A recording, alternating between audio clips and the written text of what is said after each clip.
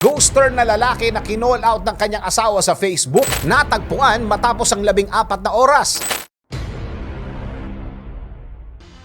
Hindi na bago ang kwento ng ghosting o biglang paglaho na parang bula ng isang tao sa isang official relationship. Pero ano ang gagawin mo kung ang nang-ghost sa'yo ay asawa mo na? Katulad na nangyari sa isang babae sa Massachusetts, USA.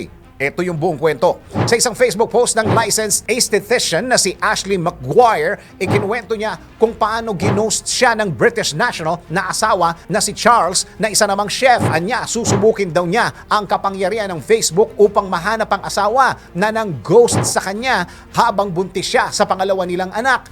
Meron ng 2 supling ang mag-asawa. Ang panganay ay 1 taon nang hindi nakikita ng lalaki, habang ang bunso naman ay hindi pa nito nakita ni isang beses man lang.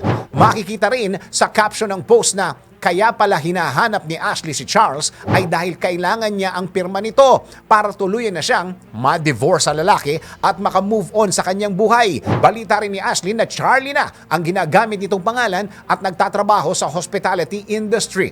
Meron din daw tsansa na hindi binanggit ng lalaki na siya ay isa ng family man. Sa kaparehong post, nanawagan ng babae sa mga maaari makakilala sa kanyang asawa upang maabisuan siya sa whereabouts nito. Samantala, makalipas lamang ang 14 na oras ay napatunayan nga ni Ashley ang kapangyarihan ng social media dahil sunod-sunod na ang impormasyon na natanggap niya tungkol sa asawa. Merong mga babae na nagsasabing nakamatch nila sa isang dating application si Charles at alam ang address at numero nito, habang iba naman ay sinasabing posibleng nasa Texas ito. Nagpasalamat naman si Ashley sa mga nagbigay ng impormasyon tungkol sa kanyang asawa, at kahit ganon ang ginawa nito sa kanya, ay humiling pa rin siya sa mga tao na huwag itong pisikal na hanapin at huwag ding pagbabantaan.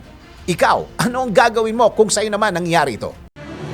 DWIZ Research Report. Report.